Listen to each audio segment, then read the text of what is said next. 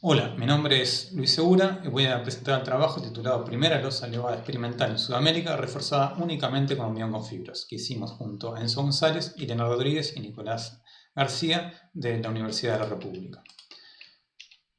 Bien, en esta presentación vamos a hacer una pequeña introducción donde presentamos el marco teórico, los objetivos del trabajo, vemos luego la metodología experimental y los resultados obtenidos y terminamos con las conclusiones. Bien, el hormigón con fibras consiste en reemplazar total o parcialmente la armadura por unas fibras de pequeña longitud, ¿sí? Unos 5 centímetros de longitud que se mezclan en la masa del hormigón y se vuelcan directamente al elemento que vamos a llenar. Las aplicaciones principales son pavimentos, premoldeados menores y sostenimiento de terreno, como pueden ser túneles o sostenimiento de taludes. Conceptualmente, ¿cómo funciona el hormigón con fibras? Bueno, sabemos que el hormigón es un material frágil. Si lo sometemos a un ensayo, una vez que alcanza la resistencia máxima, esta va a caer rápidamente, ¿sí? Las tensiones que se producen que resiste van a caer rápidamente. ¿Qué pasa cuando tenemos fibras mezcladas en la matriz? Bueno, cualquier fisura que se genere va a estar atravesada por un cierto número de fibras que van a permitir transferir las tensiones de un lado de la fisura al otro y mantener la integridad del elemento. Aquí vemos la misma probeta prismática ensayada. Vemos que una vez que se produce la fisura, la pieza mantiene la integridad y se pueden transmitir las tensiones a través de la fisura.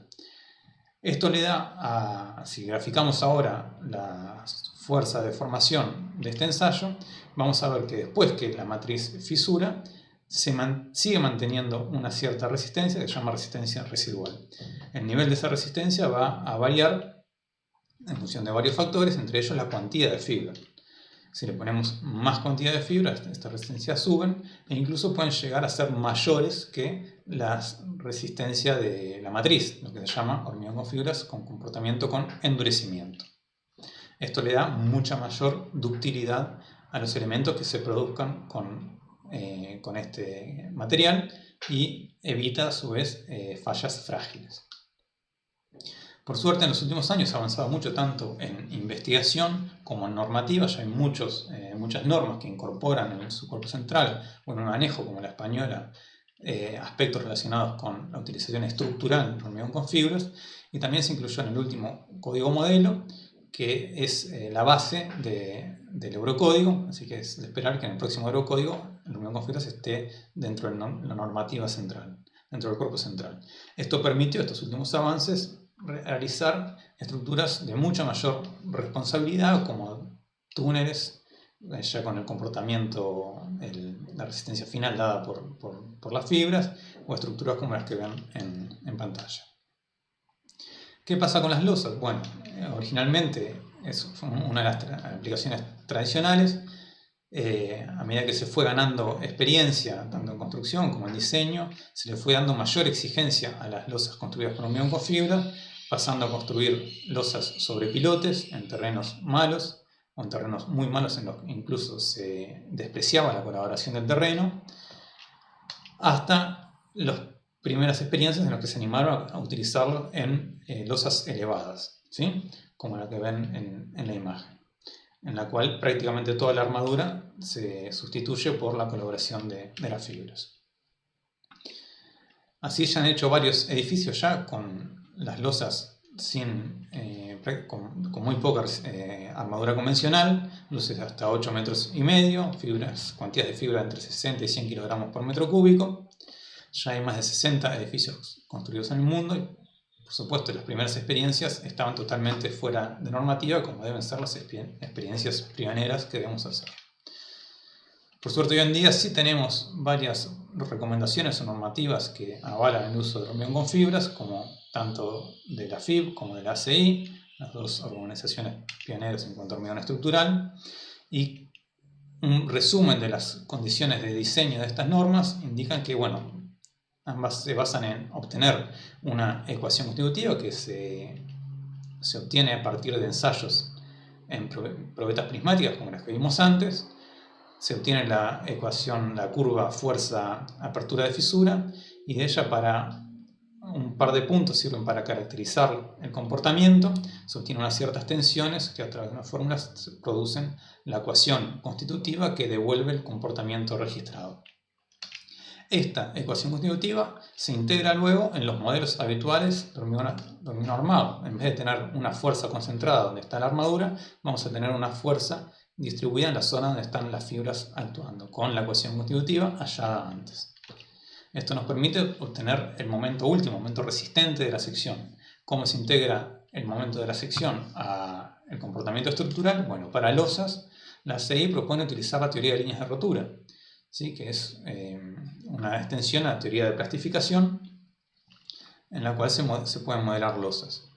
Se supone que todas se producen ciertas líneas en las cuales el material falla, y en esas líneas el material está resistiendo el momento de plastificación perfecto, que permite llegar a las ecuaciones que relacionan la carga aplicada con ese momento de plastificación perfecto, que va a ser distinto según el tipo de carga distribuida o carga puntual, y incluso va a ser distinto la forma de las líneas de rotura. Una carga puntual va a ser una fisura radial superior para los momentos negativos, una fisura circunferencial superior, y radiales en el lado inferior para los momentos positivos. Los ensayos que se han hecho en losas reales, se ve que por lo menos la forma de rotura se aproxima bastante con esta circunferencia en torno a la posición de aplicación de la carga, y las fisuras radiales inferiores, que la teoría dice que se forman infinitas líneas inferiores, y aquí en la imagen vemos que se forman menos. Bien, en base a esta introducción vamos a presentar qué es lo que hicimos en este trabajo. Bueno, se construyó y ensayó hasta rotura la primera losa elevada experimental en unión con fibras a escala real en América del Sur. Y en este trabajo lo que vamos a presentar es los principales aspectos y resultados del programa experimental, los resultados obtenidos analíticamente con la teoría de líneas de rotura, y una modificación de esa teoría de rotura, de esa teoría clásica, ¿sí? Y vamos a comparar los resultados experimentales con las dos teorías y los resultados, los resultados analíticos con las dos teorías y los resultados experimentales. Entonces, ¿cuál es la propuesta de modificación? Bueno, vamos a eliminar la hipótesis de comportamiento elastoplástico perfecto. Ya vimos en los casos anteriores que la resistencia residual puede ir variando a medida que la rótula va aumentando. Entonces vamos a asumir que puede haber un momento variable relacionado con la magnitud del giro. Además, en la teoría se supone, como dije, infinitas fisuras radiales en la cara inferior, que vimos que en la práctica se producen menos, entonces vamos a suponer una cantidad n finita de fisuras inferiores. La forma de integración es la misma que la teoría clásica, o sea, a través del desplazamiento del punto central se puede relacionar suponiendo que cada una de las partes sí tiene un comportamiento rígido, la relación entre el desplazamiento y los giros, y luego, igualando el equilibrio, el trabajo interno y el externo, se puede obtener una relación entre la carga y estos desplazamientos que tenemos. La ecuación queda un poco más complicada que la teoría clásica, porque tenemos que integrar el momento a medida que aumenta el desplazamiento. Bueno, ¿cómo fue la campaña experimental que realizamos? Realizamos esta losa a escala real, son paños de 3 metros, o sea, la losa total son 6 metros por 6 metros, cada paño de 3 metros de lado. Tenía un espesor de 13 centímetros, estaba elevada a 2 metros por pilares de sección cuadrada de 20 centímetros de lado, y se previó pases para realizar ensayo de carga en dos paneles opuestos. A la derecha vemos el hormigonado. Además de utilizar 90 kg por metro cúbico de fibras de acero, se utilizó un hormigón autocompactante y bombeable, por lo cual la colocación fue sumamente sencilla. Se ve que un solo operario puede realizar la colocación y prácticamente el armado de toda la losa. toda la losa se hormigonó en unos 6 minutos. A su vez se llenó a pie de obra probetas para hacer la caracterización del material. Una vez la losa endureció, se procedió a hacer el ensayo de carga. Se armó un reticulado conectado a un vástago que atravesaba la losa. A ese vástago se conectó un gato de carga, por lo cual reaccionaba contra la losa empujándola hacia abajo. Se midieron en varios puntos, incluyendo el central, el desplazamiento a medida que se hacían los distintos escalones de carga. Luego de ese ensayo, a su vez, se extrajeron testigos,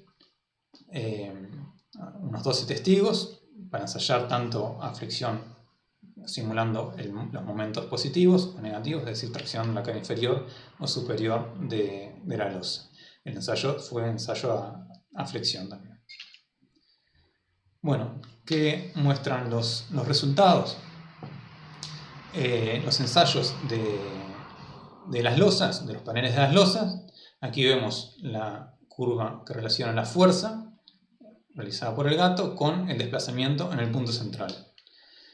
Vemos que hay un primer tramo aproximadamente elástico lineal, luego empieza a fisurar la losa y empieza a perder rigidez. El panel 1 alcanzó más de 150 kN, son más de unas 15 toneladas. El panel 2 superó los 200 kN. Se ve también que la carga máxima se produce para un descenso de unos 20 milímetros en el punto central, y que continuamos el ensayo luego de obtenerse la carga máxima y lo interrumpimos pasados los 60 milímetros de formación en el punto central, o sea, bajó más de 6 centímetros el punto central y seguía manteniendo más del 80% de la carga máxima. Es decir que los dos paños mostraban muy buenas condiciones de ductilidad. Es difícil que tengamos una rotura frágil en estos elementos. ¿Cómo fue el patrón de fisuración? Bueno, respondió bastante al patrón del libro, es decir, se ven en la cara superior las fisuras con forma circunferencial en los dos paños y en la cara inferior las fisuras radiales en torno al punto de carga. Aquí vemos unas fotos de esas fisuras, aquí las tracé arriba porque no estaban muy claras. En la cara inferior se llegan a ver estas fisuras, 4 de las fisuras radiales, porque hay 4 de estas que luego del punto máximo de carga se abrían más que el resto de las fisuras que seguían siendo muy, muy pequeñas. Una distancia larga, una distancia alejadas no se llegaban a apreciar. Al final del ensayo, estas fisuras principales que se abrieron en la cara inferior, estas 4, este es uno de estos lados, tenían una apertura de más de 5 milímetros, es decir, mucho daño se generó en estas fisuras principales. Igualmente se seguía manteniendo gran capacidad de carga. ¿Cómo fueron los resultados experimentales en los testigos extraídos? Bueno, nuevamente hay un primer tramo aproximadamente lineal en el que está trabajando la matriz, luego se produce la fisuración de la matriz y ahí las fibras comienzan a llevar, a transmitir los esfuerzos. Las fibras logran, a medida que las accionamos, llevar más carga que la matriz, hasta un punto en el cual nuevamente hay una fisura que se comienza a abrir y ahí comienza a decaer las cargas residuales. Esta imagen es de la cara inferior que estábamos grabando durante el ensayo y se ven varias fisuras, primero en torno cercano al punto central y luego de este punto hay una fisura que se abre notoriamente más que las demás. En el código modelo toma una apertura de fisura para determinar cuál es la fuerza con la cual determinar el momento de plastificación correspondiente al momento último. Esto es nominal, se supone que una apertura de fisura de 2,5 ya estamos en estado último, es una fisura bastante grande, por lo que consideramos ese punto como el punto de máxima carga. Para ese valor se determinaron los momentos plásticos ideales, tanto en la cara, los momentos positivos como negativos del panel 1 y del panel 2. Se ve claramente que el panel que tenía mayor espesor de 14 centímetros alcanzó mayores momentos de plastificación que el panel 1. y los momentos positivos y negativos eran aproximadamente iguales, no había una regla clara. En este caso fue mayor el momento negativo en el panel 2. Se puede determinar una cierta acumulación de fibras en la cara inferior. ¿Cómo son los resultados numéricos? Bueno, aquí grafiqué tanto los resultados experimentales como los numéricos. El resultado experimental está en línea gris continua, los que mostré en la imagen anterior. Este es para el panel 1, esta es para el panel 2. Y grafiqué también el resultado numérico con la teoría clásica, o sea, el momento de plastificación mostrados en la imagen anterior. En la teoría clásica no hay una relación de desplazamiento, o sea, se obtiene solo el momento, o sea, la carga, perdón, de colapso correspondiente a ese momento de plastificación, que al ser uniforme es un único valor y no indica para qué desplazamiento se da.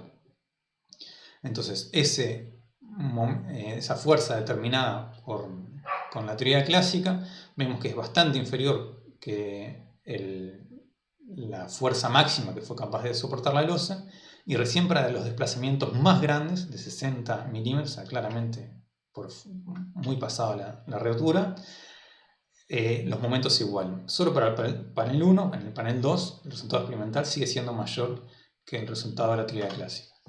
Si vemos ahora los resultados de la teoría propuesta, como dije, la teoría propuesta supone n número de fisuras inferiores. Graficamos aquí los resultados con n igual 4, 10, 20, 50 y 100 fisuras en la cara inferior. Y vemos que hay una cierta tendencia, o sea, de esos resultados. En particular, vemos que se ajusta mejor en los dos casos el resultado analítico para n igual 20, que es aproximadamente el número de fisuras que se generaron en ambos casos, por más que en los casos experimentales no estaba uniformemente distribuido. Quiere decir que los primeros, o sea, esta gráfica en realidad está mostrando los primeros, el primer tramo de desplazamiento, o sea, hasta un desplazamiento de 20 milímetros. Luego, ambas curvas comienzan a alejarse, ¿sí? La curva experimental empieza a bajar y la curva numérica continúa. Lo interesante es que de los resultados analíticos, todos tienen un comportamiento monótono creciente, salvo el caso con n igual 4, que sí registra el descenso de la carga, que es producto principalmente del descenso de las resistencias residuales obtenidas en los testigos. Y coincide además con el número de fisuras que se comienzan a abrir más a partir de ese punto. Quiere decir que, o sea, por más que al final no se ajustan ambos casos, cualitativamente sí muestra el mismo comportamiento. Que el resultado experimental es como una especie de combinación entre estos dos estados, entre estos dos modelos, con n igual 4 y n igual 20, que es lo que queremos avanzar en futuras investigaciones. Como conclusiones, podemos decir que en este trabajo se presentaron resultados de una experiencia pionera en la región, la construcción, ensayo y modelado hasta rotura de una losa de hormigón reforzada únicamente con fibras. Las principales conclusiones que podemos mencionar son: la losa mostró un comportamiento experimental adecuado para un elemento estructural, soportando esfuerzos mayores a los usuales en estructuras de edificación y mostrando un comportamiento dúctil. La adaptación al modelo de líneas de rotura propuesto permite determinar una curva carga de desplazamiento que se ajusta adecuadamente a los valores experimentales. Se puede concluir que la losa de hormigón con fibras es una solución prometedora para la industria de la construcción, que cumple los requisitos estructurales y es capaz de reducir costos y tiempos de ejecución. Bien, quiero terminar esta presentación agradeciendo a todos aquellos que hicieron posible esta experiencia, que son tanto empresas del medio que aportaron materiales y recursos humanos, muchos estudiantes que hicieron distintos tipos de proyectos de final de carrera, proyectos de grado asociados a este trabajo, y distintos profesores que aportaron de distintas formas. Y también, bueno, de las empresas, principalmente el aporte de Teima, que fue la principal impulsora del proyecto, a través de principalmente Mauricio Montaña, que movió gran parte del proyecto, y también el apoyo recibido por la Agencia Nacional de Investigación e Innovación de Uruguay, a través también de un par de proyectos de investigación. Quedo a disposición Para cualquier consulta, les dejo el correo de contacto también. Si tienen cualquier consulta me pueden escribir. O si quieren, por supuesto, implementar estas soluciones. Muchas gracias por su atención.